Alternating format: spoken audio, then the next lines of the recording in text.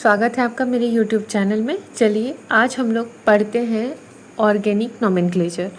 देखिए ऑर्गेनिक का नोमेनक्लेचर ये पूरा अगर सीरीज़ आप कंप्लीट कर लेंगे तो हम आपको विश्वास दिलाते हैं कि आप लोग को कहीं पे भी ऑर्गेनिक नोमेनक्लेचर में दिक्कत नहीं होगा। और ये जो सीरीज़ हम स्टार्ट कर रहे हैं, आज तो हम वीडियो का पार्ट 1 अपलोड कर रहे हैं और आगे आगे धीरे धीरे हम अपलोड कर देंगे सारा वीडियो।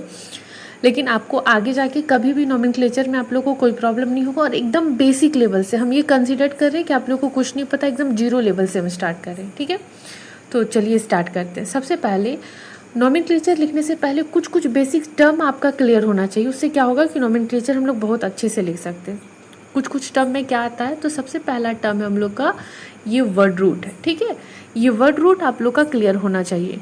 ठीक है, उसके बाद हम लोग देखेंगे कि वर्ड रूट के बाद आने वाले शब्द को, यहाँ पे देख रहे हैं कि ये वर्ड रूट है हम लोग का, और ये वर्ड रूट के पहले आने वाले शब्द को हम लोग प्रीफिक्स बोलेंगे, और उसके बाद में जो शब्द यूज़ होता है उसको हम लोग सफिक्स बोलेंगे। बस एकदम जनरल सा ना, कि वर्ड रूट के पहले आने वाले शब्द को प्रीफिक्स और बाद में आने वाले शब्द को क्या बोले हम लोग, सफिक्स जो होता है। ठीक है, उसके बाद जो प्रीफिक्स है उसको हम लोग देख रहे हैं कि दो पार्ट में डिवाइड किए हैं। एक है हम लोग का प्राइमरी प्रीफिक्स और दूसरा है हम लोग का सेकेंडरी प्रीफिक्स।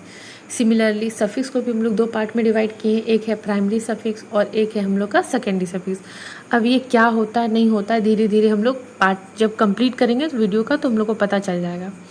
अब यहाँ पे देखते हैं, फिर भी बेसिक जानकारी हम आप लोग को दे देते हैं। देखिए वर्ड रूट, वर्ड रूट का मतलब होता है कार्बन का नंबर। क्या होता है हम लोग का, कार्बन का नंबर। मतलब किसी भी ऑर्गेनिक कंपाउंड में कार्बन का कितना नंबर है उसी को हम लोग वर्ड रूट कहते हैं। और वर्ड रूट के पहले आने वाले शब्द को हम लोग प्रीफिक्स कहते हैं और उसके बाद में आने वाले शब्द को सफिक्स कहते हैं।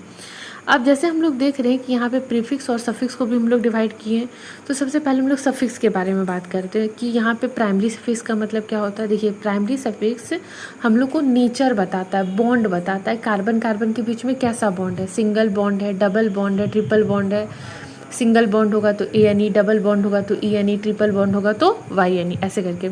उसी तरह सेकेंडरी सफिक्स के बारे में बात करें तो सेकेंडरी सफिक्स के बारे में बोल सकते हैं कि ये हम लोग को फंक्शनल ग्रुप के बारे में बताता है। किसके बारे में बताता है, तो हम बोलेंगे ये हम लोग को फंक्शनल ग्रुप के बारे में बताता है। ठीक है, उसके बाद हम लोग यहाँ पे देखेंगे कि फंक्शनल ग्रुप मतलब कौन सा, तो जैसे हम लोग का जो भी, जैसे अल्कोहल है तो अल्कोहल का फंक्शनल ग्रुप होता है हम लोग का OH होता है। तो ये OH के बारे में कौन बताएगा, ये हम लोग का सेकेंडरी सफिक्स बताएगा।